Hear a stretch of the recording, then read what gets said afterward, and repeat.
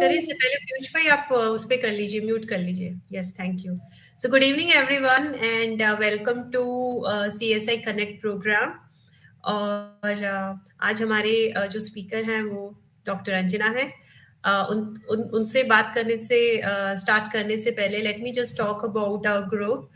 CSI is cancer survivors in India Facebook group. ये Facebook Sawan ने start किया था, सावन विश्वकर्मा ने स्टार्ट किया था, और he himself is a blood cancer survivor. And उसके बाद में मेहुल, अमित और धीरे धीरे बाकी लोगों ने भी इसको ज्वाइन किया।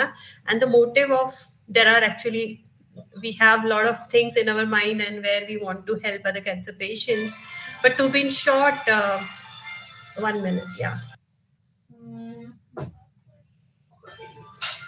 but to be in short, basically बाकी कैंसर पेशेंट्स को अवेयर करना, उन्हें गाइड करना, उनके ट्रीटमेंट प्लान में अगर उन्हें कभी क्वेरीज आती है, या हम लोग सभी जानते हैं कि कैंसर जो चीज़ है एक तरह से काफ़ी पेशेंट डर जाते हैं किस तरह से उनके साथ लाइफ में क्या चीज़ें होने वाली है, life take a U turn, and proper guidance is needed. So we do have many doctors also on this platform who help us to guide other patients, and हम लोग जितना भी अपने एक्सपीरियंस से गाइड कर सकते हैं, हेल्प कर सकते हैं, वी आर डूइंग। एंड या there are lot many other things, उसके बारे में भी हम लोग धीरे धीरे और सेशंस में बात करेंगे।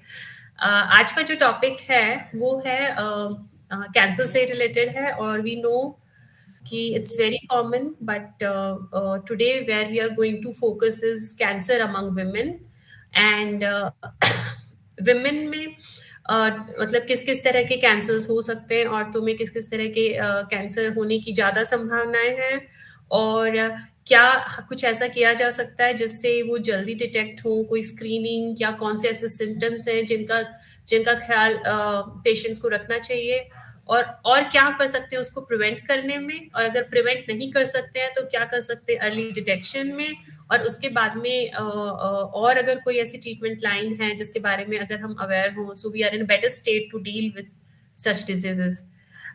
तो उसी के साथ में आज हम लोग स्वागत करते हैं डॉक्टर अंजना चौहान का। And just give me a moment. And doctor Anjana Chauhan के बारे में हम लोग एक मिनट, हाँ, doctor Anjana Chauhan is a consultant. Yeah, Dr. Anjana Chauhan is a consultant gynae cancer surgeon in Radiance Hospital, Ahmedabad, Gujarat. She is also a director in Anurika Empowerment Foundation, and वो x associate professor भी हैं, रही हैं Ahmedabad GCRI में. She is president of Ahmedabad.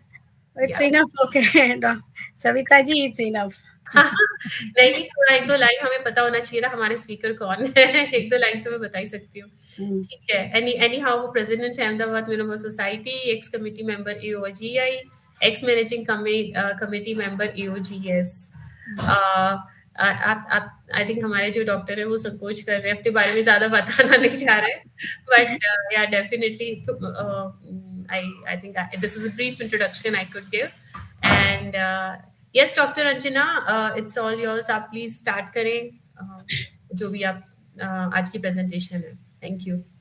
Thank you, Dr. Savita ji. It's very pleasant to be on this platform, and I thank Mr. Piyush to connect with me, and I came on this Cancer Survivor of India platform. I feel very privileged because this is my dream and this is my vision.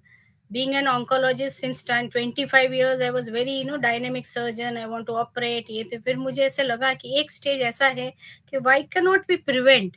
Awareness क्यों नहीं है, क्यों हम लोग पीछे हो रहे हैं, हमारे कंट्री में क्या प्रॉब्लम है. So I now my main focus is prevention and awareness and the common cancers in women जो हम प्रिवेंटेबल बोलते हैं, इसके लिए मैं मेहनत करती हूँ और कोशिश करती हूँ.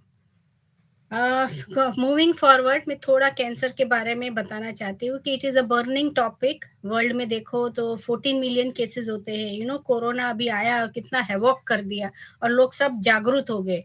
पीपल हेल्थ के लिए, सैनिटाइजेशन के लिए कितने लोग को अवेयरनेस आ गया just because of the corona. और ये कैंसर कितने सालों से है, बरसों से है, और देखो तो सही उसका अवेयरनेस नहीं है, still we are struggling. And if you see the total death, common death world में होता है तो हार्ट अटैक से होता है, सेकेंड एक्सीडेंट से, और third is cancer. 12% mortality because of the cancer world wide. India में देखो तो 1930 में लाइफ स्पैन अपनी 30 ईयर्स थी। तब अपनी यहाँ पर नानी दादी को पूछो तो ज्यादातर आप देखो इंडिपेंडेंस के टाइम लोग कैसे मरते थे, तो infectious disease, cholera, plague, cancer तो था ही नहीं, फर्स्ट 10 में भी नहीं था। और 2020 life span is double naturally, and the second most cause of death is cancer. इसका कारण ये भी है कि लाइफ स्पैन भी इंक्रीज हो रहा है, second it is detected, so that is the reason why cancer has come now the second most can. And in by 2030 what will be the cases? अभी इंडिया में 9 लाख केसेस है और death 6 lakh होते हैं। 3 लाख केसेस को ट्रीटमेंट मिलती है, बाकी को तो पता ही नहीं है कि you have cancer, you should take proper treatment. I know this is a cancer survivor group, and I will, it is like a nostalgia. You will start feeling about your own journey, you will start feeling about your own what treatment. Please don't get scared, you are all fine, you will do fine, this is only awareness, I am not here to scare you. 2030 में lag cancer बढ़ने वाला है, 1 into 10 people are likely to have cancer, but we have to get aware and we have to spread awareness, and I really hope that you all survivors have become together and fighting for it. It's a hats off to you. Now coming to the common cancers in India, तो India में पता है smoking in all forms, in each and every community smoking, tobacco, and that is the reason head and neck cancer is the number 1 in males. अगर दूसरी country में देखो तो lung cancer आता है, इसोफेगस आता है, लेकिन अपनी कंट्री में हेड एंड नेक, मुंह का कैंसर, हेड एंड नेक मतलब मुंह, जुबान, लैरिंग्स और बक्कल म्यूकोसा का कैंसर बहुत कॉमन है मेल्स में। और गुजरात तो नंबर वर्ल्ड है, वर्ल्ड में नंबर 1 है, बिकॉज गुजरात में बहुत ज्यादा टोबैको कंजप्शन है। कमिंग टू ब्रेस्ट फीमेल्स, तो सर्वाइकल, जो सर्विक्स मतलब बच्चेदानी का मुख का कैंसर ज्यादा कॉमन था अभी तक, और मेट्रोपोल सिटीज में अभी ब्रेस्ट कैंसर बढ़ रहा है। उसका कारण अभी भी हमारे लिए it is what thing to investigate कि ब्रेस्ट कैंसर इतना इंडिया में क्यों बढ़ रहा है। Cancer is curable if detected early. Early मैंने ओरल एग्जामिनेशन में हमेशा बोलती हूँ सबको, आप जिसको टोबैको की आदत है तो आप अपना मुंह देखते हो और इस क्या बोलते हैं मिरर में, तो मुंह खोल के भी देखो, अंदर देखो कि आपके अंदर छाले हैं, सफेद दाग है कि नहीं। पैप्समियर करवाना चाहिए सर्वाइकल कैंसर के लिए। अभी नया एचपीवी टेस्ट आया है जिसकी किसी को ज्यादा पता नहीं है, वो करवाओ तो आप कैंसर से प्रिवेंट हो सकते हैं। सेल्फ ब्रेस्ट एग्जामिनेशन, मैमोग्राफी, ये ब्रेस्ट कैंसर के लिए है। ब्रेस्ट कैंसर हम प्रिवेंट नहीं कर सकते लेकिन अर्ली डिटेक्ट कर सकते हैं, और उसको ट्रीट करो तो इट इज नियरली 100% क्योर। और पैप्समियर, एचपीवी वो सर्वाइकल कैंसर के लिए है, वो प्रिवेंटेबल है। उसका कैसे प्रिवेंशन होता है मैं बाद में बताती हूँ। रूटीन बॉडी चेकअप 40 इयर्स के बाद बोलते हैं हम लोग, रूटीन बॉडी सिम्टम्स कराओ, क्योंकि वो early detection not only cancer but many things. काफी पेशेंट्स आते हैं 40 इयर्स में, फोर्स करती हूँ तो उनका बॉडी चेक कराओ तो पता चला कि कोलेस्ट्रॉल ज्यादा है, डायबिटीज है, बीपी है, काफी चीज पता चलती है। तो रूटीन बॉडी चेकअप से you remain healthy. Don't ignore symptoms, ये बहुत बड़ी चीज है अपने इंडिया में। तो स्पेशली लेडीज, मेल, सबको जल्दी होती है, जॉब करना है, बच्चे को स्कूल में रखना है, और छोटी छोटी सिम्टम्स इग्नोर करती है, और 6 महीने के बाद हम लोग जाते हैं। This is a very common scenario, नहीं कि सिर्फ लोअर मिडिल क्लास में but even higher middle class में, even the higher society we see this symptoms are there. Now gynaec, since being a gynaec cancer specialist, मैं gynaec cancer के बारे में बताती हूँ। ये बच्चेदानी है, सब ये जो बीच में है वो यूट्रस बोलते हैं, बच्चेदानी जहाँ बच्चा रुकता है, ये अंडा से है, ट्यूब्स है। ये जो गर्भाशय का मुख उसको सर्विक्स बोलते हैं, और ये वजाइना है, और ये जो बाहर का पार्ट है उसको वल्वा बोलते हैं। सारे कैंसर्स अलग अलग इस रिप्रोडक्टिव ऑर्गन्स में होते हैं, और ज्यादातर जो कॉमन पाया गया है वो सर्वाइकल कैंसर है। दूसरा एक ट्रोपोप्लास्टिक डिजीज है जो काफी लोगों को नहीं पता है, वो ट्रोपोप्लास्टिक डिजीज मतलब गर्भाशय के अंदर जो गर्भ ठहरता है, वो गर्भ ठहरता है तो उसमें से बच्चा होता है, लेकिन कई बार 2% में उसमें से कैंसर होता है, वो जेस्टेशनल ट्रोपोप्लास्टिक डिजीज बोलते हैं। तो these are the different cancer. मैं ज्यादा आज तो सिर्फ सर्वाइकल कैंसर के बारे में बात करूंगी और ब्रेस्ट कैंसर जो कॉमन कैंसर है। सर्वाइकल कैंसर एक गर्भाशय का मुख है, जो आप देखो बिल्कुल नॉर्मल है, और एक गर्भाशय में बड़ी सी गांठ है। ऐसे स्टेज में आते हैं, ये स्टेज 1 बोलते हैं हम लोग। ऐसी गठान लेके आते हैं, और ये ग्रीन कलर जो है वो रिबन है। Each and every cancer has been given a colour ribbon, and for cervical cancer it is green. Breast cancer के लिए पिंक है, वो सबको पता है, लेकिन सर्वाइकल कैंसर के लिए ग्रीन रिबन है। It is a major health problem. 80% of gynec cancer in developing countries and major in the world. It is a leading cause of death between the age group of 40 to 60 years. उसमें क्या होता है कि 40 to 60 years की जो women होती है वो घर में बहुत important होती है। उसको 2 जनरेशन को ध्यान रखना है, बच्चों को ध्यान रखना है, बड़ों को ध्यान रखना है। उसी स्टेज में if we lose a woman तो क्या होता है, वो फीमेल तो मर जाती है, उसकी लाइफ स्पैन कम हो जाती है, लेकिन फैमिली में पूरा सोशल इम्बैलेंस हो जाता है। घर का women is a pillar of the family, तो होल फैमिली डिस्टर्बेंस हो जाता है। ये जो फैमिली इम्पैक्ट है उसका तो कोई कैलकुलेशन ही नहीं है हमारे पास। आप देखो वर्ल्ड में तो हर साल 5 लाख केसेस होते हैं कैंसर के, उसमें से इंडिया में 1/3 1.5 लाख केसेस इंडिया में होता है, और डेथ देखो 70,000। आप सोचो 70,000 वीमेन हर साल इंडिया में कैंसर, सर्वाइकल कैंसर से डेथ होती है। मेरा ये लेक्चर खत्म होगा तब तक 2 वीमेन का कैंसर से डेथ हो गया होगा, इतना इसका प्रमाण है। फिर भी जागरूकता बहुत कम है, अवेयरनेस बहुत कम है, और डर भी बहुत कम है। रिस्क फैक्टर्स, ये कैंसर किस में होता है, तो अभी इसका रिसेंट क्या हुआ, इन्वेस्टिगेशन के डिस्कवरी हुई है कि ये कैंसर एचपीवी वायरस से होता है। इस वायरस के बारे में जानकारी मैं बाद में देती हूँ, लेकिन these are the risk factors, जिसकी अर्ली शादी हुई है, मल्टीपल पार्टनर्स है, अर्ली प्रेगनेंसी, छोटे टाइम में ज्यादा pregnancy, low economic condition, immunocompromise state जैसे एचआईवी है, जिसको ऑर्गन ट्रांसप्लांट किया है, वो इम्यूनोथेरेपी पे होते हैं, तो इम्यूनो कॉम्प्रोमाइज उस लोगों को ये सर्वाइकल कैंसर बढ़ता है, जैसे जिसको किडनी ट्रांसप्लांट हुआ है। तो इन लोगों को थोड़ा अवेयर होना चाहिए, रेगुलर टेस्टिंग कराओ तो कैंसर से बच सकते हो। तमाकू तो हमारे सबके लिए कैंसर करता है। Nutritional deficit, oral contraception, high risk में जिस पार्टनर में मल्टीपल पार्टनर्स होते हैं तो उस लेडीज को ये कैंसर होने की संभावना ज्यादा है। सिम्टम्स क्या होता है, कैंसर का एक बहुत ही बुरा चीज है कि वो फर्स्ट सेकंड स्टेज में कोई सिम्टम नहीं होते।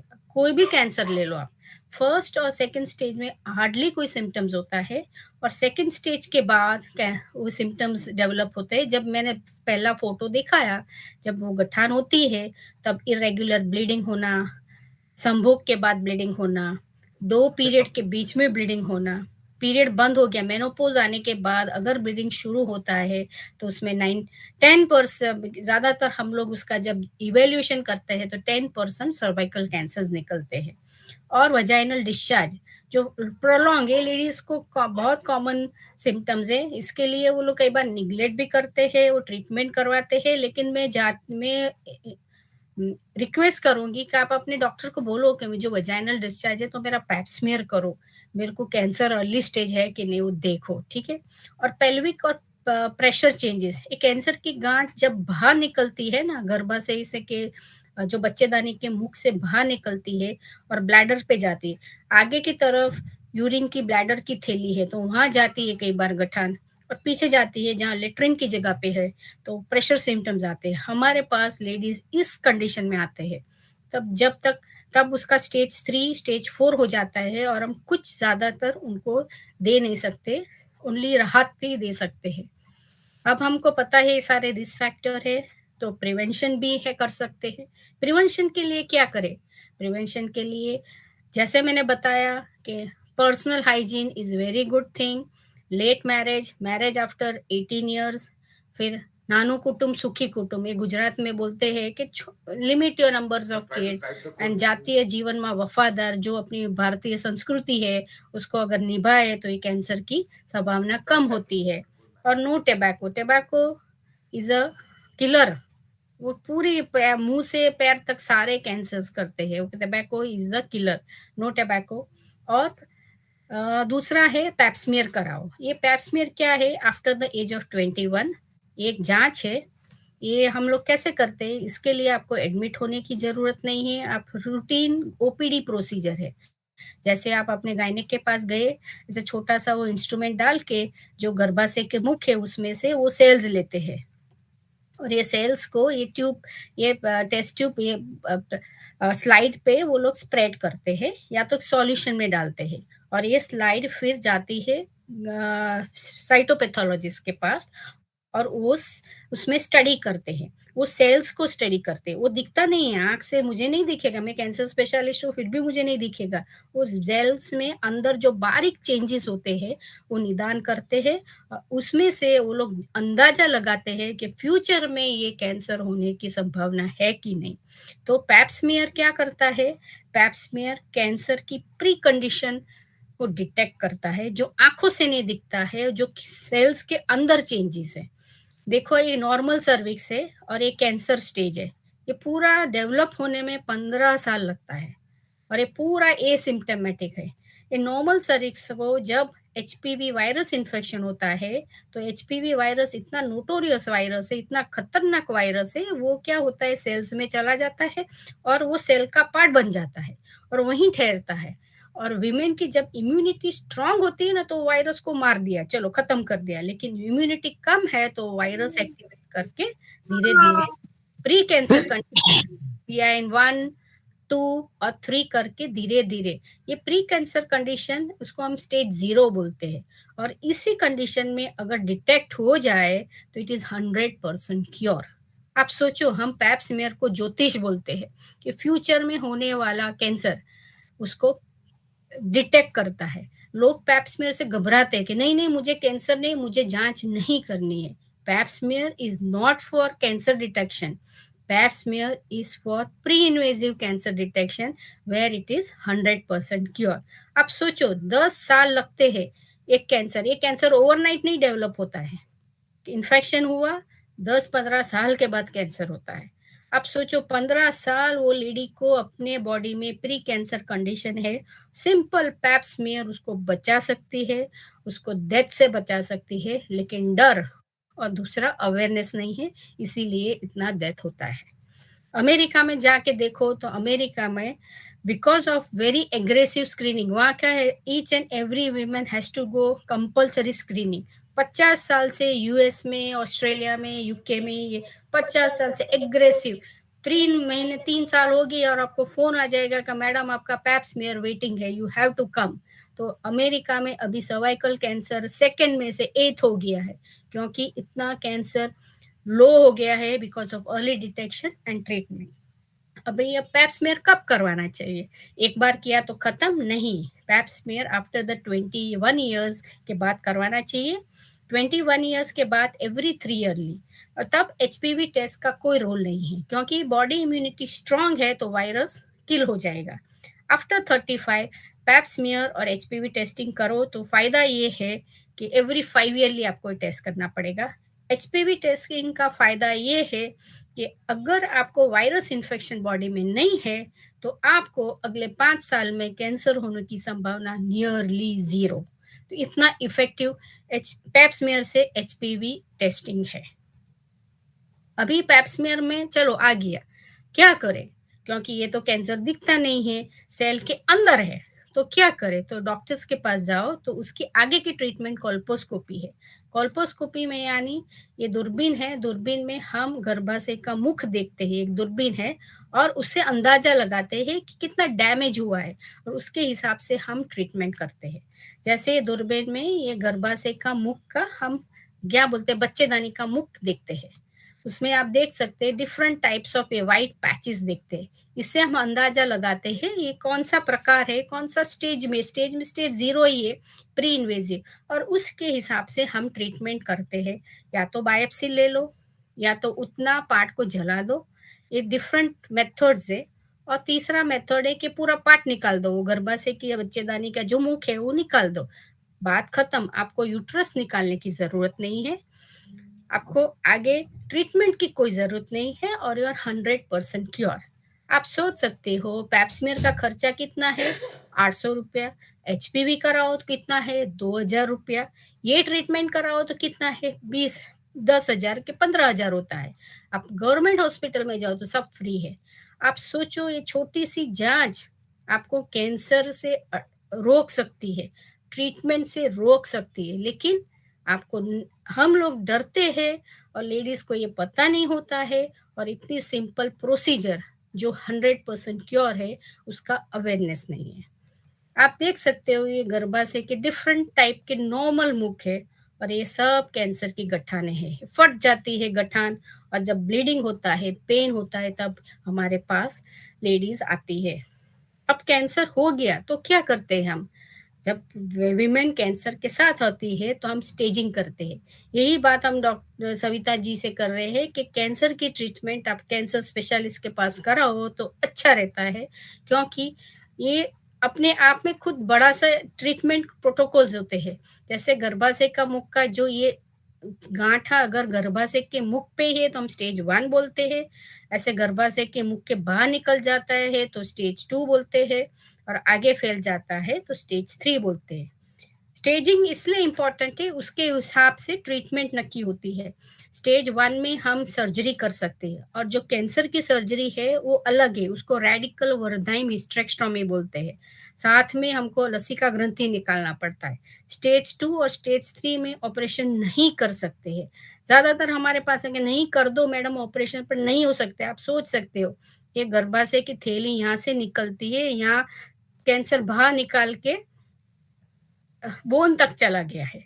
कैंसर का नियम है कि कैंसर की आजू बाजू 2 सेंटीमीटर का नॉर्मल एरिया निकालो तो ही वो सक्सेस होता है। तो ज्यादातर प्लीज आप इंसिस्ट मत करें, जब आपके डॉक्टर्स बताए कि ये ट्रीटमेंट जरूरी है तो गलत ऑपरेशन मत करवाए, गलत डॉक्टर्स के पास मत जाइए, क्योंकि इसका ट्रीटमेंट पे बहुत फर्क पड़ता है, आउटकम पे बहुत फर्क पड़ता है। आप देखो ये नॉर्मल यूट्रस है जो बच्चेदानी रूटीन जो गायनेक करते हैं, और ये कैंसर का ऑपरेशन, कैंसर का ऑपरेशन अलग होता है। ये लसिका ग्रंथि ये सब निकाल के हम लेबोरेटरी में भेजते हैं, उसके पे हम डिसाइड करते हैं कि अभी रेडियोथेरेपी लेना है या तो कीमोथेरेपी लेना है। वो ट्रीटमेंट के बाद उसका 100% खत्म होता है। अब दिस इज रेडियोथेरेपी। रेडियोथेरेपी में लोगों को बहुत मिसकंसेप्ट है कि जल जाएंगे, वो क्या चमड़ी बर्न हो जाएगी, काले हो जाएंगे, ऐसा नहीं होता है। रेडियोथेरेपी ऐसा बड़ा सा मशीन होता है और रेडिएशन होते हैं, वो वेव्स दिखते नहीं हो, महसूस नहीं करते, लेकिन जो पार्ट पे होता है उसी पार्ट पे वो कैंसर के सेल्स को खत्म करते हैं। तो cancer is curable in early stage, 0 stage और इन फर्स्ट स्टेज में भी अगर आप सही ऑपरेशन करवाओ, सही ट्रीटमेंट लो तो 95% क्योर है। फिर भी हम सोचो कि इंडिया में हर साल 70% विमेन डेथ हो रहा है कैंसर से, क्योंकि वो स्टेज 3 में आती है। तो इट इज वेरी इंपॉर्टेंट आप अवेयर हो, आप अपना टेस्टिंग करवाओ। अभी आया HPV वायरस। अभी ये HPV वायरस क्या है? HPV वायरस मतलब ह्यूमन पेपिलोमा वायरस। इसकी जो खोज हुई थी डॉक्टर हरल्ड हुसैन ने, ही वॉज अ फिजियोलॉजिस्ट, और उन्होंने डिस्कवरी किया कि HPV virus is a cause of cancer, और पूरे दुनिया में धमाल मच गई और पूरा अपना जो कैंसर का ट्रीटमेंट पूरा बदल गया, पूरा उसका क्या है चेंज आ गया पूरा स्क्रीनिंग में सब। एंड डॉक्टर हुरल होशन को इसके लिए नोबेल प्राइज भी मिला 2008 में। 25 ईयर्स पहले जब मैं पढ़ाई कर रही थी तब ये वायरस का सिर्फ डिटेक्शन हुआ था हमारे पास, तो तब ये बुक्स में भी नहीं आया था, और अभी it has change the scenario of the cancer. Human papilloma virus एक वायरस है, उसमें 15 टाइप्स है, वो कार्सिनोजेनिक है। कार्सिनोजेनिक मतलब वो कैंसर करता है। हाई रिस्क है, intermediate, low risk. High risk 16, 18, 45, 56 different number दिए गए हैं, और लो रिस्क है 6 एंड लेवल। ये सब जो वायरस हाई रिस्क और है वो लोग कैंसर करते हैं। कैसे करते हैं? High risk causes cancer of cervix, vulva, vagina, anus and males में पेनिस में भी कैंसर करता है। लो रिस्क कॉजेज वॉट्स, उसका मैं बाद में फोटो दिखाती हूँ। जो टाइप 16 एंड 18 जो वायरस है एचपीवी का, वो 70% सर्वाइकल कैंसर करता है एंड 6 एंड लेवल 90% वॉट्स करता है। तो यही इसके लिए जो वैक्सीन बनाया गया है वो टारगेट इसी दो वायरस पे करता है जो 70-90% कॉज करते हैं कैंसर को, वॉर्ड्स को, जो इसको क्योर करता है, प्रिवेंट करता है। एचपीवी का इंसिडेंस क्या है? तो आप देखो तो दुनिया में 5% कैंसर एचपीवी रिलेटेड है, mails and female. 8 lakh women को एचपीवी रिलेटेड कैंसर होते हैं। अगर आप देखो सर्वाइकल, वजाइनल, वल्वा सबको ऐड करो तो 8 लाख वीमेन्स और 60,000 मेल्स को ये कैंसर होता है। एचपीवी वायरस कैसा है? कॉमन इन्फेक्शन है, एकदम कॉमन इन्फेक्शन। और कैसे ट्रांसमिट होता है? मोस्टली सेक्सुअल ट्रांसमिटेड है, लेकिन स्किन से किन ज्यादा जाता है। अगर आपने वॉशरूम शेयर किया, आपने मैट्रेस शेयर किया, बेड शेयर किया, तो आपको ये इन्फेक्शन लग सकता है। माना जाता है कि 5 में से 4 वीमेन को एचपीवी इन्फेक्शन लाइफ में होता है, लेकिन क्या होता है कि अपनी इम्यूनिटी स्ट्रांग होती है तो ये वायरस इन्फेक्शन नाबूद हो जाता है। लेकिन लेटर एज में जब इम्यूनिटी वीक होती है तब ये वायरस एक्टिवेट होके कैंसर करता है। So HPV causes so many cancers: head and neck cancer, oral, anal cancer, warts, cervical, so different type of cancers, both in male, female में सर्वाइकल, वजाइनल, वल्वा और male में भी anal और सब करता है। Look at the incidence, 100% cervical cancer, males में anal cancer, penile cancer, ये सब डिफरेंट एचपीवी वायरस के लिए होता है। अब माना देखा अभी एचपीवी का बर्डन देखो तो 66 lakh million are HPV related cancer worldwide which are diagnosed both in men and women. ज्यादातर 16 एंड 18 सर्वाइकल कैंसर करता है, 6 एंड 11 एनल कैंसर करता है, इसलिए एचपीवी वैक्सीन आया है। अभी ये वायरस कैसे कैंसर करता है? It is a seed soil nutrient model. ये वायरस होता है, बीज की तरह होता है। बीज है, अगर आप टेबल पे रखते हो उसमें से पौधा नहीं होने वाला है। तो ये बीज है, जमीन में डालो, उसमें पानी डालो, खातर डालो, तो उसमें से धीरे धीरे पेड़ होता है। तो सेम वे ये वायरस है, बॉडी में जाता है, वो बीज है, और अपना बॉडी है वो जमीन है, खातर वो क्या बोलते हैं, सॉइल है। तो उसमें जाके और जब को फैक्टर्स जैसे early marriage, multiple pregnancy, multiple partners को, मतलब आप स्मोकिंग करते हो, न्यूट्रिशनल डेफिशिएंसी, ये सब मिक्स होता है, पर्सनल हाइजीन, तो ये सब वायरस को फायदा होता है और वायरस ग्रो होता है और कैंसर करता है। तो this is the module of the how the cancer occurs. What is the manifestation? HPV virus का कोई है साइन? तो there is no sign symptom, it is asymptomatic और 80% बॉडी में क्लियर हो जाता है। ये तो वायरस कब कैंसर करता है? It is said that persistent infection for 6 months with the high risk HPV type is a progression for cervical cancer. जिसको एचपीवी वायरस इन्फेक्शन हुआ है 16 और 18, 1 साल से ज्यादा है, उसका बॉडी वायरस से फाइट करता है लेकिन क्लियर नहीं होता है, तो वो पर्सन को 300 टाइम्स धीरे धीरे फ्यूचर में कैंसर होने की संभावना है। ऐसे ही ये वायरस बॉडी में जाता है, वहीं रहता है सेल के अंदर, और धीरे धीरे सेल को धीरे धीरे कैंसर में चेंज करता है। और it takes 20 years, 15 to 20 years है जो प्री इन्वेजिव कंडीशन को कैंसर में चेंज करता है। ये वायरस इन्फेक्शन छोटी उम्र में होता है। छोटी उम्र में इम्यूनिटी स्ट्रांग है तो वायरस चला जाता है इन्फेक्शन, लेकिन जैसे एज बढ़ती है इम्यूनिटी कम होती है और ये virus infection again and again होता है, तो फ्यूचर में कैंसर होता है इसमें। तो एचपीवी टेस्टिंग इसलिए अभी द वर्ल्ड WHO रिकमेंड करता है कि पैप्समियर से एचपीवी टेस्टिंग ज्यादा अच्छा है। और इफ एचपीवी टेस्टिंग आपको पॉजिटिव है तो ही आप पैप्समियर कराओ और ट्रीटमेंट कराओ। तो काफी चेंजेस आ रहे हैं स्क्रीनिंग प्रोटोकॉल्स में। और एचपीवी टेस्टिंग अगर करवाना चाहते हो तो आफ्टर 30 years करवाना चाहिए। उसका फायदा ये है कि अगर आप में एचपीवी वायरस नहीं है तो आपको नेक्स्ट 5 years में कैंसर होने की संभावना 0 है।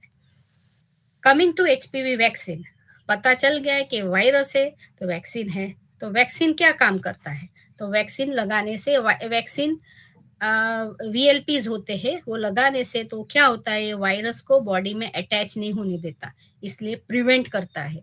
એટલે cervical cancer is now consider preventable, क्योंकि इफ यू प्रिवेंट योरसेल्फ तो कैंसर होने की संभावना 0 है। और ये वैक्सीन का फायदा क्या है, ऑब्जेक्टिव क्या है? It is to prevent HPV infection, और सेकेंडरी HPV इन्फेक्शन नहीं होता है तो आपको कैंसर भी नहीं होता है। और क्या फायदे हैं? तो और ये फायदे हैं कि कैंसर को प्रिवेंट करता है, साथ साथ में जेनाइटल वॉर्ट्स, ये वॉर्ट्स एक मसे है जो बहुत बुरी कंडीशन है, उसके मैं फोटोज दिखाऊंगी तो आपको उल्टी आ जाएंगी कि ऐसा कंडीशन है। वो कैंसर नहीं है लेकिन वो ज्यादा खराब कंडीशन है क्योंकि उसकी कोई ट्रीटमेंट नहीं। और दूसरा, अगर लेडीज को HPV वायरस इन्फेक्शन है और उसका बेबी बॉर्न होता है वजाइनली, तो बेबी को वो वायरस मुंह में चला जाता है और जो स्वर पेटी उसमें मसे होते हैं। तो ये वायरस के फायदे ये होते हैं कि सब प्रिवेंट होते हैं।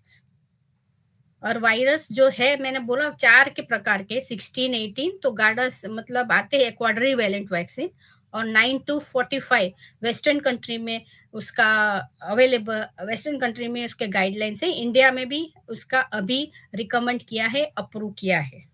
तो वायरस, ये वैक्सीन किस ले सकते हैं? तो vaccine is recommended from 9 to 45, लेकिन इंडिया में उसका टारगेट ग्रुप है 9 to 26 अभी तक रिकमेंड किया गया है, और एडल्ट वैक्सीनेशन ऑप्शनल है। कितने डोज है? तो 3 डोज है। फर्स्ट डोज 0 मंथ पे, सेकेंड डोज आफ्टर 2 मंथ्स, मतलब फर्स्ट डोज लिया उसका 2 महीने के बाद सेकेंड डोज लेने का, और थर्ड डोज आफ्टर 4 मंथ। तो ऐसे 6 मंथ्स में 3 डोजेज लेना है। This vaccine is for life time, उसका कोई बूस्टर डोज की जरूरत नहीं है। क्या है वैक्सीन? आप मेल्स को दे सकते हो, लड़कों को दे सकते हो, जरूर, क्योंकि लड़कों में भी, मेल्स में भी HPV इन्फेक्शन होता है, उनको कैंसर होता है और उनमें प्रिविलेंस ज्यादा है, तो मेल्स में भी देना चाहिए। मेल्स को क्या करता है? तो मेल्स में एनल कैंसर, वॉर्ट सब प्रिवेंट करता है, penile cancer, specially in homosexuals and HIV group. So vaccine prevents 90% of cervical cancer, 100% vulval vaginal cancer and genital warts. ये सब वॉर्ट्स है, ये मुझे फोटोज नहीं दिखाने चाहिए, लेकिन ये सब वॉर्ट्स है, इसकी कोई ट्रीटमेंट नहीं, और ये पूरी लाइफ बर्बाद कर देती है। ये पूरे मेल्स में होता है तो इसकी कोई ट्रीटमेंट नहीं है। Male vaccination, female vaccination going around in the world, America, Europe, आप देखो तो साउथ ईस्ट में थाईलैंड और सब जगह, Australia, it is going on since 15 years. 15 साल में से वैक्सीन दोनों लड़की और लड़कों को दिए जा रहे हैं, और ऑस्ट्रेलिया में 2025 में cervical cancer will be eliminated. वो लोग इतना एग्रेसिव स्क्रीनिंग करते हैं और वैक्सीन दे रहे हैं कि सर्वाइकल कैंसर ना के बराबर होने जाने वाले हैं। और इंडिया में आप देखो क्या हाल है। और नया अभी आया है HPV 9, this is a nano violent and ज्यादा और वायरसेस कवरेज है, उसकी इफेक्टिव ज्यादा है, ये 90% तक इफेक्टिव है। ये इंडिया अप्रूवल है, इंडिया में 9 to 26 ईयर्स अप्रूवल है, बॉयज के लिए 9 to 15 ईयर्स है, और अभी भी बॉयज के लिए हम लोग गवर्नमेंट उनको चेंज कर रही है, और इंडियन सीरम कंपनी भी has come up with the HPV vaccine, अभी उसको मार्केट कमर्शियल नहीं हुआ है। ये वैक्सीन का खर्चा, और क्या आप प्रेगनेंसी के टाइम ले सकते हो? तो ड्यूरिंग प्रेगनेंसी वैक्सीन नहीं लेने का, प्रेगनेंसी के बाद आप ले सकते हो। उसका खर्चा क्या है?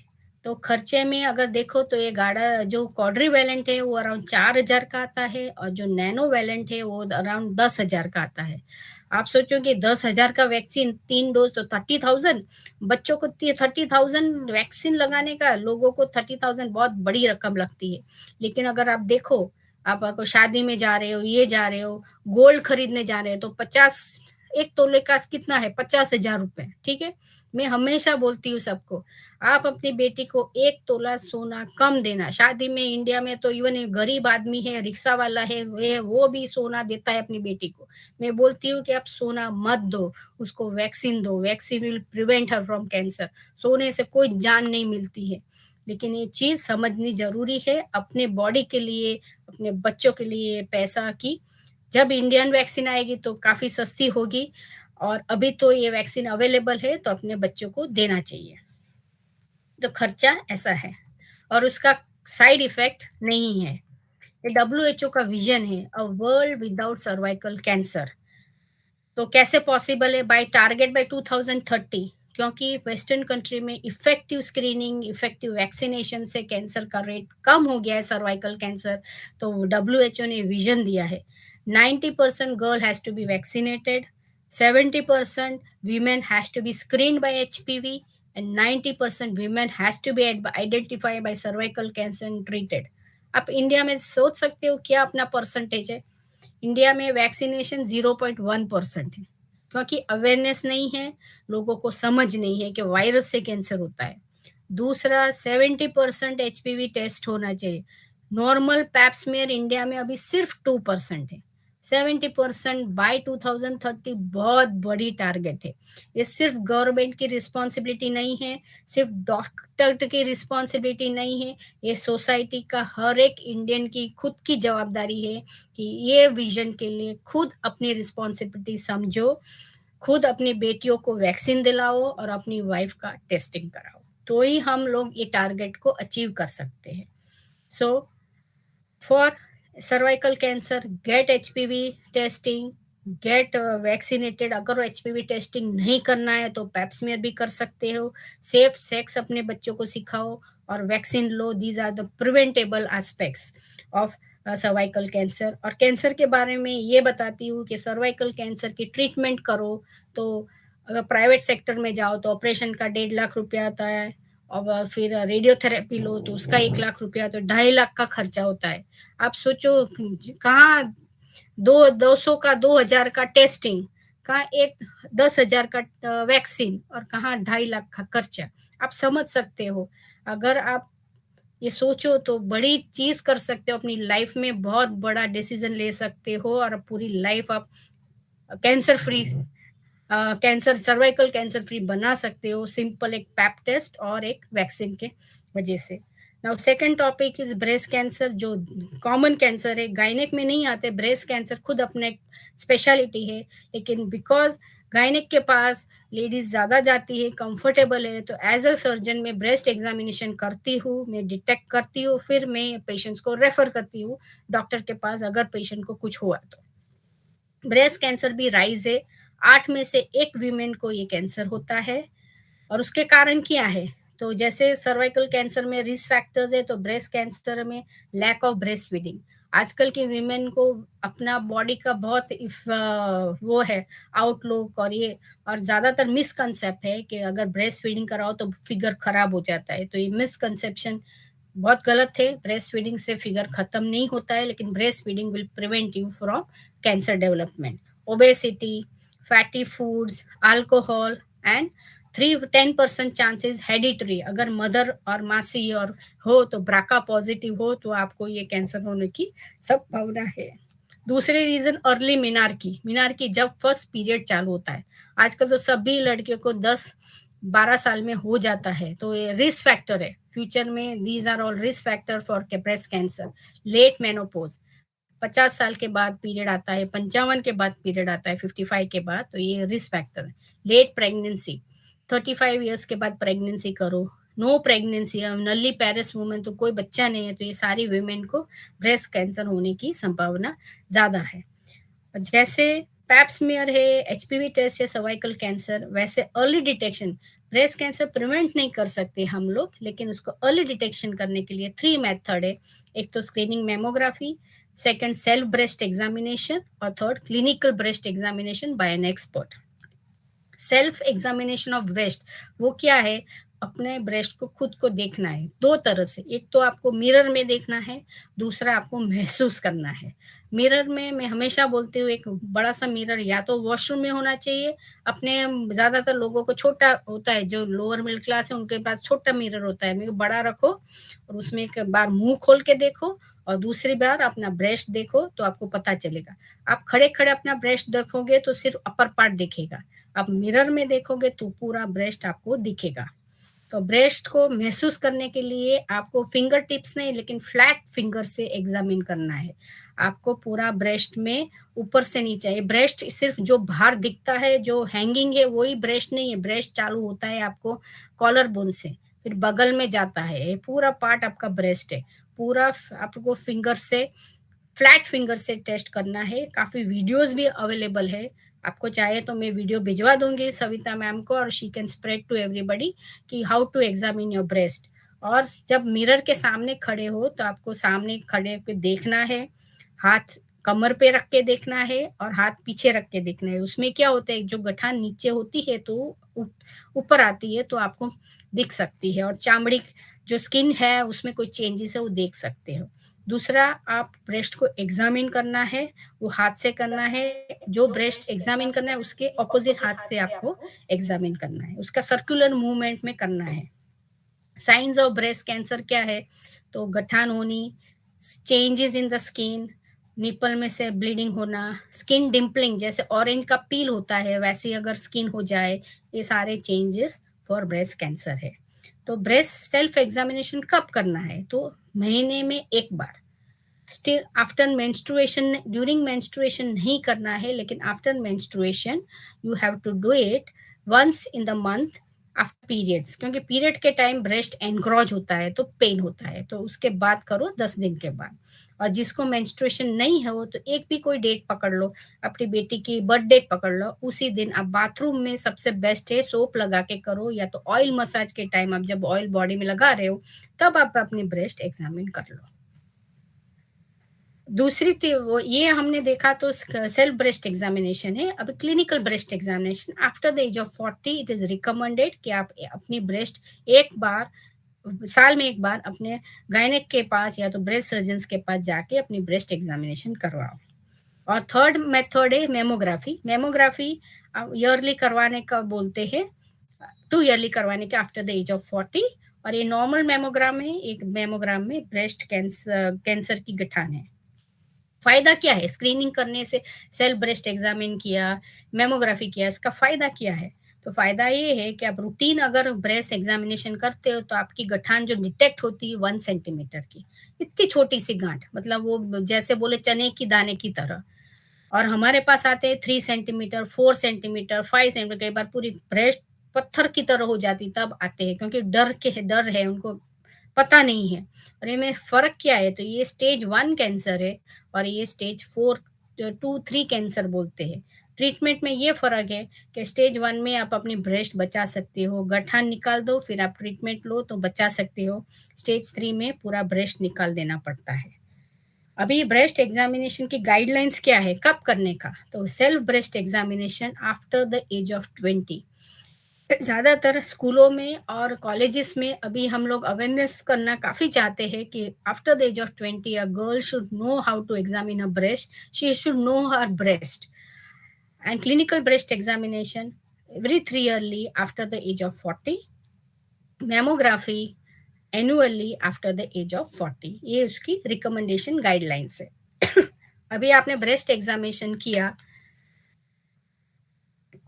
मेमोग्राफी किया, तो आगे क्या करने का है, आपको दिखा कुछ गांठन है, कोई ऐसा है, तो first thing is you should go to a doctor. Google को सर्फ नहीं करना है, गूगल बाबा को डॉक्टर नहीं बनाना है। क्या बोलते हैं, घरेलू ट्रीटमेंट नहीं करना है, अपनी फ्रेंड्स को बाके जो अड़ाप सड़ाप ट्रीटमेंट करते हैं ये नहीं करना है, आपको डॉक्टर के पास जाना है। और 90% जो गठान ब्रेस्ट में होती है वो सादी होती है, 10% उसकी गठान में पॉजिटिव होता है, तो हम लोग क्या उसकी बायोप्सी करके उसमें अगर वापस स्टेजिंग होता है उसकी सर्जरी होती है, ट्रीटमेंट होता है। और प्रिवेंटिव मेजर्स तो early marriage, child bearing time से होना चाहिए, ब्रेस्ट फीडिंग, रिड्यूस ओबेसिटी। आजकल हमने देखा है कि आजकल की लड़कियां काफी ओबेस हो रही है because of the sedentary life, because of the phone, less of exercise और अनाप शनाप खाने का, फास्ट फूड खाने का। और दीज आर द रीजंस क्यों ओबेसिटी बहुत बढ़ रहा है, and that is the reason for developing breast cancer also, sorry. तो ये सब प्रिवेंटिव मेजर्स है। And these are the different types of prosthesis. काफी लोगों के ब्रेस्ट निकली हुई है और वो एक ब्रेस्ट एक बॉडी वीमेन के लिए एक बॉडी का इमेज है, तो शी फील्स इनहिबिटेड और उनको शर्म आती है, कई बार वो बोलते नहीं है। तो ऐसे प्रोस्थेसिस भी अवेलेबल है, आप अपने डॉक्टर्स को बोल सकते हैं, different size you can wear, तो किसी को पता भी ना चले। और ये सब ऐसे मिलते हैं, लोग कैंसर का ऑपरेशन करते हैं लेकिन उसके बाद की जो ट्रीटमेंट रेमेडीज के लिए वो लोग कई बार उनको पता नहीं होता है क्या करने का। तो ऐसे भी प्रोस्थेसिस मिलते हैं, उससे क्या आपको सूजन नहीं आना, आपके वर्क में कैपेसिटी में हिंड्रेंस नहीं आना, ये सब बहुत जरूरी है ट्रीटमेंट के लिए। My last is prevention is always better than cure. Cervical cancer is now considered a preventable cancer. And this is the vaccine, जो वैक्सीन दे रहे तो 15-20 साल से चल रहा है, तो उसका लास्ट ट्रायल खत्म कर दिया उन लोगों ने। तब I was invited in Bangkok and it was a privilege. Mister Lee है who has started this trial in 2006 and he was so happy. He said कि I am the feeling very happy that this vaccine is so effective and prevention of the cancer.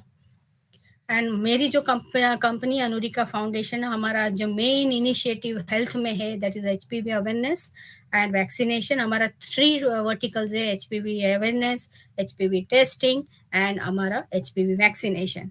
हम लोगों ने first HPV self test kit उसका first project किया है and now it is going forward and this is my first HPV clinic where we give information for HPV, infest testing, उनका vaccination and this is the first HPV clinic. हम लोगों ने state of art we can say colposcope मैंने अभी लिया है। This is the first instalment in I think so India, क्योंकि NIA based है, आर्टिफिशियल इंटेलिजेंट बेस्ड कॉल्पोस्कोप है।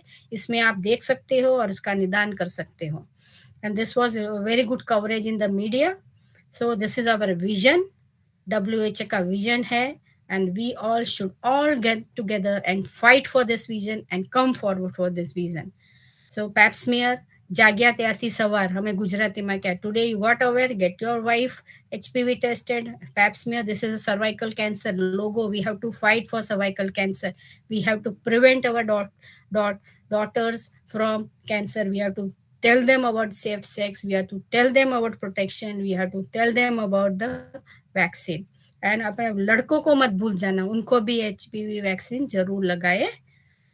Take home message for every woman, pap test, HPV test, mammography must, और for every girls and boys HPV vaccination is must. ये छोटी सी video है, आप देख सकते हो।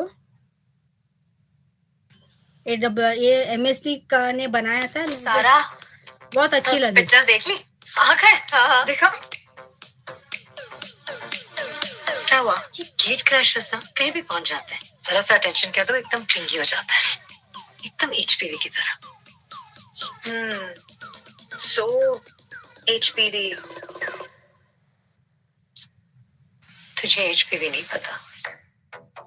नहीं, HPV is a very commonly transmitted viral infection that we can bump into. Common मतलब if one is getting some action, तो HPV might interfere. Possible है, कभी भी हो सकता है। मैंने कहीं पढ़ा है that HPV is the cause of almost all cases of cervical cancer in India. तो मैं क्या करूं? अब सारा इन्फॉर्मेशन सारा देगी, go search about it. Okay? And you, तुमने HPV सर्च किया क्या? Do it now.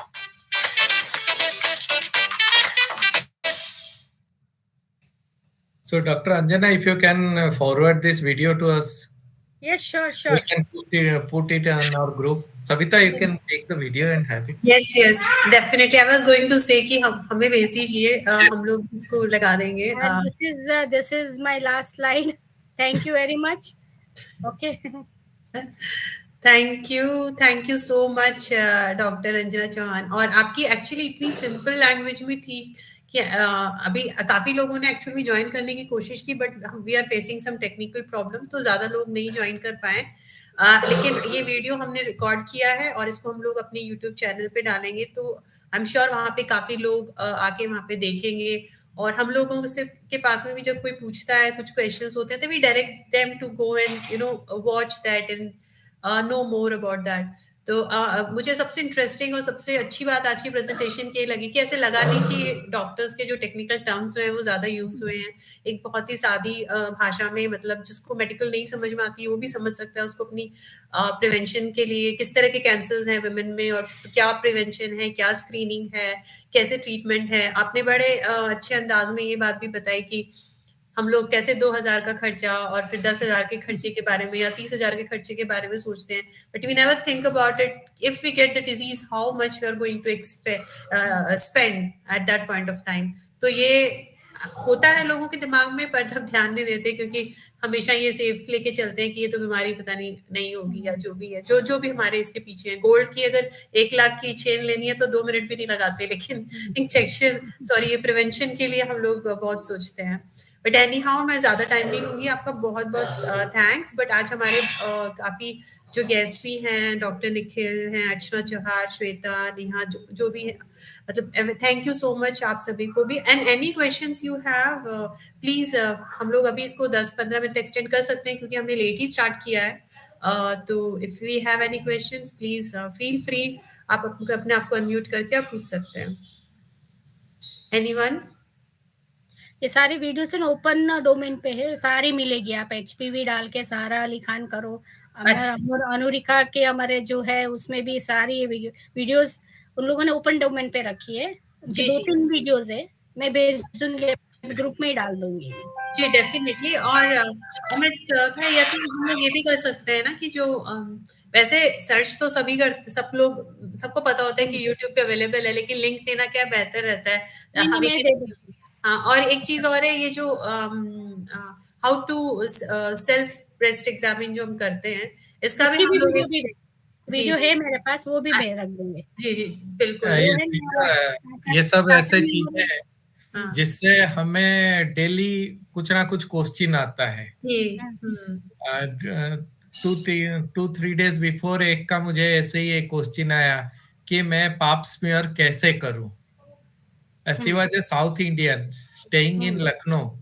So she has lots of inhibition to going to a hospital where most of the staffs in the gynecology department are male. Yes. I have one. इसलिए वो self test है, self test का project हम कर रहे हैं, अभी भी नया है इंडिया में, उसका भी वैलिडेशन बाकी है। तो सेल्फ टेस्ट किट ऐसा है कि आप घर पे ही कर सकते हो और बेच सकते हो, लेकिन अभी उसका वैलिडेशन हो रहा है, अभी हम लोग भी उसका स्टडी कर रहे हैं। हम लोग भी 1-2-3 लैब से टाई अप करके we want to validate this test. तो जिसका इनहिबिशन है ना, हॉस्पिटल में जाके फियर, फिर इंस्ट्रूमेंट का फियर ज्यादातर कि नहीं अंदर डालना नहीं है उंगली, ये सब फियर निकल जाए। तो उसके लिए भी हम लोग ये टेस्टिंग के वजह से we talk to the lab, ये इसका हम सॉल्यूशन कर रहे हैं कि ये टेस्ट पॉपुलर हो जाए, तो थोड़ा ये प्रॉब्लम कम हो जाएगा, हॉस्पिटल जाने का डर का ये सब। एक चीज और पूछना है, जो कैंसर पेशेंट्स हैं, जैसे कि अगर मेरा हो गया, मैं अपने फॉलोअप के लिए जाती हूँ, सो टिल नाउ अभी तक मुझे कभी किसी ने, डॉक्टर ने ये नहीं कहा कि आप पेप स्मीयर करो। Do you recommend that? Yes, definitely. Each and every woman, you have a cervix, you have to get pap smear. There is a reason why they didn't suggest that, because it is too cheap, around 300 to 500 in many hospitals, and instead they will ask कि आप CA 125 का test कर लो। नहीं, ज्यादातर क्या होता है, अभी ब्रेस्ट कैंसर है तो ब्रेस्ट पे लोग करते हैं, ये करते हैं। अभी मुझे एक पेशेंट लास्ट वीक आया, तो उसने पूरा मेमो ब्रेस्ट ऑगमेंटेशन सर्जरी कराई, लाइपोसेक्शन करवाया, सब करवाया, facial, and she had bleeding. तो मेरे पास तो इतना बड़ा कैंसर था उसको। तो क्यों ये डॉक्टर्स में अवेयरनेस है, तुम्हारी फील्ड नहीं है, इसका मतलब ये each and every women coming to your hospital has to have a pap smear, ये होना ही चाहिए, डॉक्टर्स में भी अवेयरनेस जरूरी है। दिल्ली में मैं काफी डॉक्टरों से मिला हूँ, ओनली वन डॉक्टर जिन्होंने बोले कि पैप स्मीयर का टेस्ट लिखे, एक पेशेंट को लिखे कि you have to do annual pap smear test, she is a breast cancer survivor. बाकी कोई डॉक्टर ने उन्हें नहीं बोला, मतलब चीजें ये देखा हूँ। आपको तो यू आर तो यंग, तो you have to even go for your sonography of uterus and ovary, you have to find your genetic risk also for breast cancer में, जो मैं आपके बारे में नहीं जानती, और ये public domain, so I can't ask you personal thing, but you should go to your doctor, you should identify yourself कि आप genetic risk factor है कि नहीं. तो genetic risk factor है तो you have to take care of your breast, you have to take care of your opposite breast. ये सारी काफी चीजें होती है. जी जी, नहीं वो सब चीजें हो रही हैं, वो सब चीजें हैं, मतलब अल्ट्रासाउंड भी रहता है, एक्सरे भी रहता है, but I was just wondering कि अभी तक पैप्स में तो I mean is it required या वो क्यों नहीं बोलते बाकी नहीं, हाँ करवाना चाहिए. She may be skipped her mind, but you करवा देना चाहिए आपको. Okay Once cancer, you should do test for all the cancers. लेकिन ये डर तो है पेप्समेयर का, मतलब पेशेंट्स को कि it's very uncomfortable and you know they skip. नहीं, ऐसा अनकंफर्टेबल नहीं है, ये साइकोलॉजिकली ज्यादा अनकंफर्टेबल है. आप सोच सकते इतना बड़ा बच्चा निकल सकता है वजाइना में से, तो पेप्समेयर तो बहुत छोटी चीज है, लेकिन वो साइकोलॉजिकल ब्लॉक होता है. साइकोलॉजिकल है. एक गुड़गांव से एक लेडीज है, उनके फादर का पैनक्रियाटिक कैंसर था. अनफॉर्चुनेटली वो ठीक हो गया था, लेकिन हॉस्पिटल में, राजीव गांधी हॉस्पिटल में उन्हें सेप्सिस होने से डेथ हो गया. उसके बाद वो हर साल करती है पेप्समेयर टेस्ट. फादर को था, इसलिए उसको इतना डर है. फिर भी इंडिया में देखो तो ओनली 2% है, अभी 70% तो कैसे करेंगे. तो बहुत बड़ा मुद्दा है. अभी गवर्नमेंट भी काफी इसमें कर रही है, गवर्नमेंट भी trying to do much about it, लेकिन वो धीरे धीरे होगा. लेकिन ये तो सारा मुद्दा आएगा. अभी WHO ने डाला है कि करना है, विजन है. आपके देखेंगे बड़ोदरा में HPV वायरस का प्रोजेक्ट चल रहा था, वहां पे भी कुछ राइट विंग्स ऑर्गेनाइजेशन पहुंच गए, जबरदस्ती बंद करवाए. ये होता है लोगों का मेंटालिटी, लोग आगे का कोई नहीं सोचता. और इंडिया में तो कैंसर के बारे में आप बात करें तो आधे लोग बोलेंगे कि मुंह में ब्लैक टेप लगा के. अभी और भी पार्टिसिपेंट्स हैं, उनसे पूछते हैं कोई क्वेश्चन है. डॉक्टर निखिल, आप कुछ कहेंगे? ओनली थिंग इज बहुत अच्छा सेशन था, बहुत इम्पोर्टेंट टॉपिक है. एंड मेरे पास जितने भी पेशेंट्स आते हैं किसी भी चीज़ के, लाइक मैं जनरल फिजिशियन हूँ, तो जितनी भी फीमेल्स हैं सबको मैं इन टेस्ट के बारे में कहता हूँ. और because I take detail history, तो जिनके भी बच्चे भी हैं अगर एज ग्रुप में, तो वैक्सीनेशन के लिए. एंड मैंने एक स्क्रीनिंग का सारे कैंसर्स की स्क्रीनिंग का एक डॉक्यूमेंट बनाया हुआ है, तो I will send that to every patient. बहुत बार लोग उतना रिसेप्टिव नहीं होते, like they don't want to listen about cancer screening also, so but I at least send them. And लगता है कि comfortable हैं तो follow up में या next consultation में I talk in detail. आपके प्रैक्टिस में वैसे आपको क्या लगता है कि जो रूरल एरियाज की विमेन हैं वो ज़्यादा कंफर्टेबल हैं स्क्रीनिंग के लिए, या अर्बन एरियाज की, या कहाँ ज़्यादा रेजिस्टेंस है? अर्बन एरिया में ज्यादा रेजिस्टेंस. रूरल में क्या, हम लोग, मैं GCRI में थी, I used to go for routine camp. I have done around 100 camps. Used to go in district, वहाँ जाके, वहाँ एक्चुअली क्या उनका मुखी होता है, जो मुखी होता है उसको पकड़ो, उसको बोलो, तो वो जो बोलेगा सब करेंगे. It is that way. But वो जो कुछ गलत हो गया तो सारे नेगेटिव हो जाते हैं. That is there. रूरल में बहुत ध्यान रखना पड़ता है कि थोड़ा उनका जो मुखी होता है, उनके जो लोकल लीडर्स को पकड़ के करना पड़ता है. You can't go that way. Urban में क्या, मैं 10 साल से प्राइवेट प्रैक्टिस में आ गए. प्राइवेट प्रैक्टिस में सेम चीज है कि थोड़ा रेजिस्टेंस होता है, लेकिन एफ्लुएंट क्लास है उनको कोई प्रॉब्लम नहीं है, दे आर ट्रस्टवर्दी, वो बोलेंगे नहीं करना है. मिडिल क्लास में थोड़ा ऊपर नीचे रहता है. अगर मैं तो कैंसर पेशेंट, मेरे पास सारे कैंसर के पेशेंट्स आते हैं, उनके रिलेटिव्स को बोलूं तो मैं 10 को बोलूंगी तो 2 करवाएंगे, 15 को बोलूंगी तो 2 वैक्सीन लेंगे. बट ऐसा थोड़ा है अभी. राइट. अभी भी है काफी लोगों को रेजिस्टेंस इन चीजों में.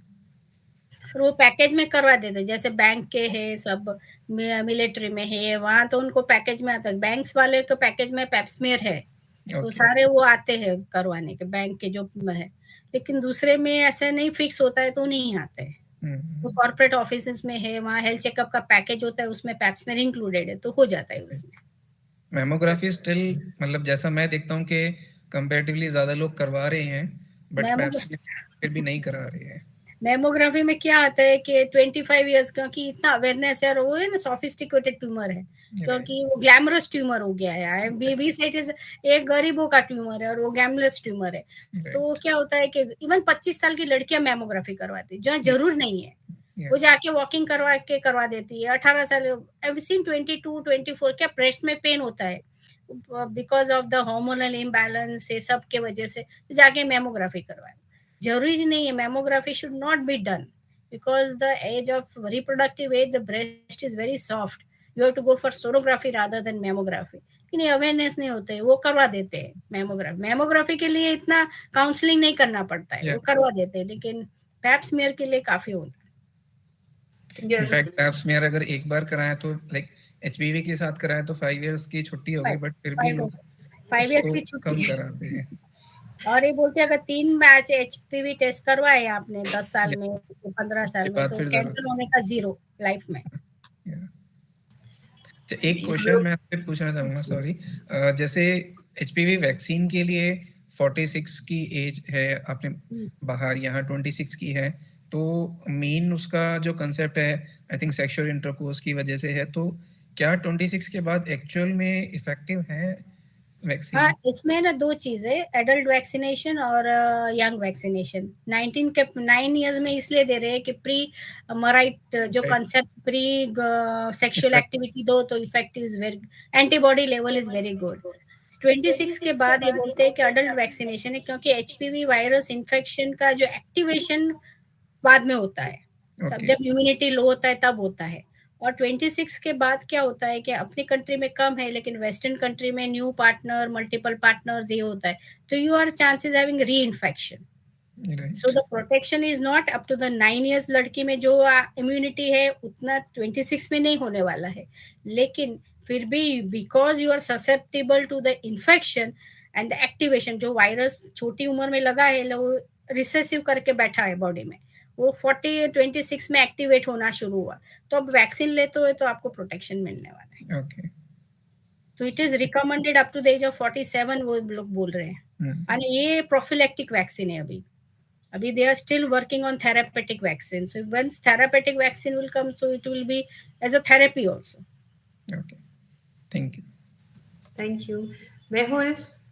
Yeah. Thank आप you, जाग रहे हो कि सो रहे हो? म्यूट पे हो, हाँ। But thank you so much. Mehul आप म्यूट पे हो। Right. Thank you. नहीं मैं जाग रहा हूँ, पूरा आंखें मेरी छोटी है मतलब और लाइट भी कम है dim है यहाँ पे। But doctor Anjana, thank you so much ना, आपने एकदम इजीली एक्सप्लेन किया, काफ़ी चीज़ें मुझे भी पता नहीं थी जो आपके सेशन में मुझे पता चली है, और I will definitely share this video with all the people I know, उनको डेफिनेटली एडवांटेज होगा। And I am very glad that you are in a group and people can reach out to you and you are so open to talk and really very helpful.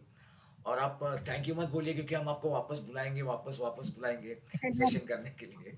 तो या it was very I hope it was an eye opener. Definitely next time हम क्या करेंगे कि पहले questions ले लेंगे और फिर सेशन करेंगे, मतलब we can directly address those points as well. Very nice, very wonderful session, thank you.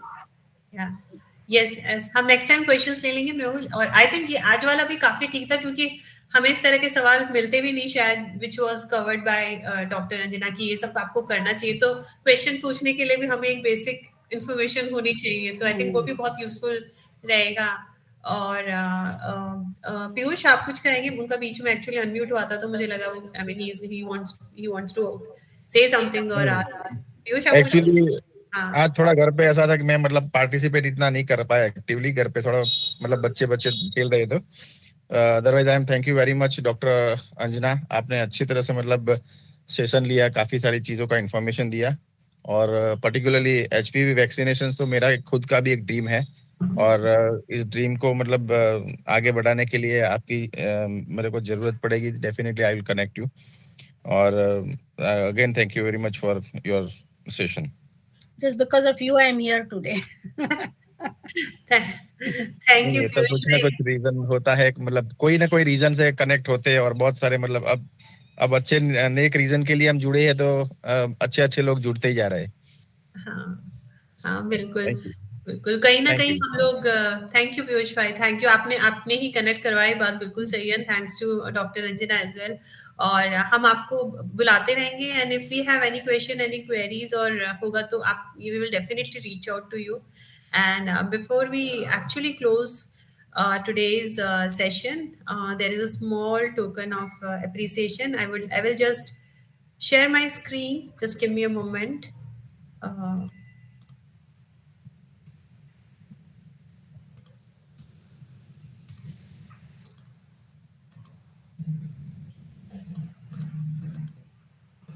So I'm sharing my screen. Let me know if you're able to see my screen. Yes, we can see. This is small token on the behalf of cancer survivors group Cancer Survivors in India group. और मैं आपको ये share कर लूंगी, आपको I will send it over the over WhatsApp और email. हाँ, मैं आपको कर दूंगी, and you are free to share. And इससे जस्ट मतलब we are trying to do more, and देखते हैं हम लोग क्या करते हैं, बट अभी this is what we can do.